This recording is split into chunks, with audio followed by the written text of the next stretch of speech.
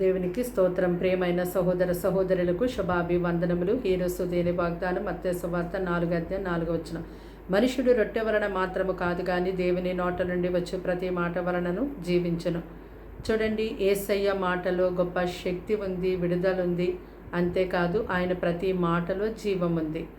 ఇశ్రాయేలు ప్రజలు క్లిష్ట పరిస్థితుల్లో అరణ్య మార్గమందు వారు 40 సంవత్సరాలు ప్రయాణం చేస్తున్నప్పుడు వారిని జీవింపచేసింది వారి తిన్న ఆహారమైనటువంటి మన్నానే కాదు కానీ దేవుడు వారికి ఇచ్చినటువంటి మాట, వాగ్దానం వారిని ఎంత క్లిష్ట పరిస్థితులలో ఉన్నప్పటికీ గొప్పగా జీవింపచేసింది. అలాగునే ప్రభు మార్గంలో నడుస్తున్నటువంటి వారికి ఎన్నో క్లిష్ట పరిస్థితులు, బాధలు, సమస్యలు ఎదురవుతూ ఉంటాయి. అయితే వాటిని బట్టి కృంగిపోకుండా దేవుడిచ్చినటువంటి వాక్యాన్ని, మాటను, వాగ్దానాన్ని బట్టి ఎంతో ధైర్యముగా జీవిస్తూ ఉంటారు. అంటే దేవుని యొక్క మాట జీవింప చేస్తుంది.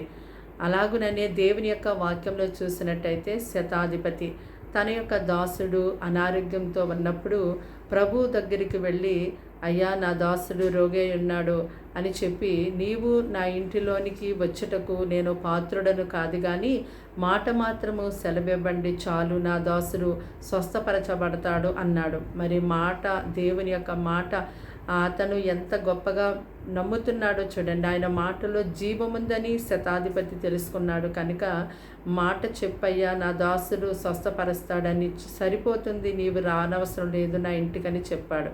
అలాగుననే పేతురు గారు రాత్రంతా చేపలు పట్టడానికి ఎంతో సముద్రంలో వలలు వేసి ప్రయాసపడ్డాడు, కానీ ఒక చేప కూడా పట్టలేకపోయాడు.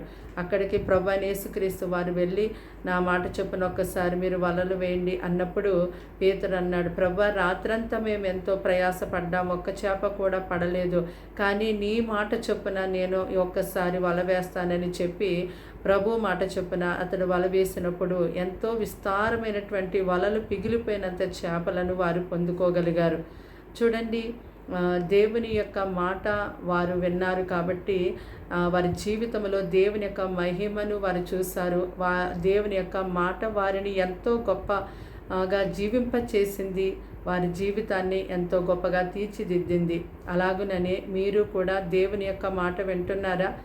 మరి విన్నట్టు నటిస్తూ ఉన్నారా? మీరు దేవుని యొక్క మాట విన్నట్టయితే మీ యొక్క జీవితంలో మీరెంతో మేలు పొందుకుంటారు. ప్రార్థన.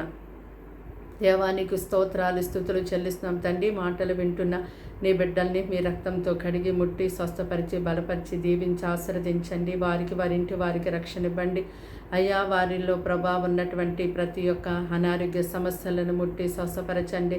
మానసికంగా, శారీరకంగా వారిని ధైర్యపరిచి బలపరచండి. కృంగుదల తీసివేతండి. వేదన, దుఃఖం, బాధ తీసివేతండి. పరిశుద్ధ ఆత్మదేవ బలముగా వారిలో, వారి గృహంలో మీరు పని చేయండి ప్రభా. వారి ఉద్యోగాలు, వారి చదువుల్లో, వారి వ్యాపారాలు, వారి ప్రతి పని పాటలందు మీ సన్నిధి బహు బలంగా తోడుగా ఉంచండి అయ్యా. వారిని తట్టు తిరిగి ప్రార్థిస్తున్నటువంటి ప్రార్థనకి చెవి యొగ్గండి ప్రభా. ప్రార్థించే వారిగా లేవనెత్తండి ప్రభ. నీ మాట వినేవారిగా వీరిని మార్చండి ప్రభ. నీ మాట మీద ఆశ పెట్టుకునేవారిగా, నీ మాట నమ్మేవారిగా, నీ మాట ఎందు నిలుచుండేవారిగా వీరిని మార్చమని ప్రార్థిస్తున్నాను. నీ మాట వెనక ఎంతో నష్టపోతూ ఉంటున్నారు ప్రభ. అయ్యా నీ మాట వింటే ఎంతో మేలు కలుగుతుంది ప్రభ. అయ్యా నీ మాట వినే కృపను వారికి దయచండి. అటువంటి బుద్ధి, మనస్సును వారికి పుట్టించమని, ఈ దినమంతా వారిని, వారి పిల్లల్ని, వారి కుటుంబాన్ని పోషించి కాచి కాపాడమని యేసుక్రీస్తు నామమున ప్రార్థన సమర్పించి అడిగి వేడుకుంటున్నాము తండ్రి. ఆమేన్.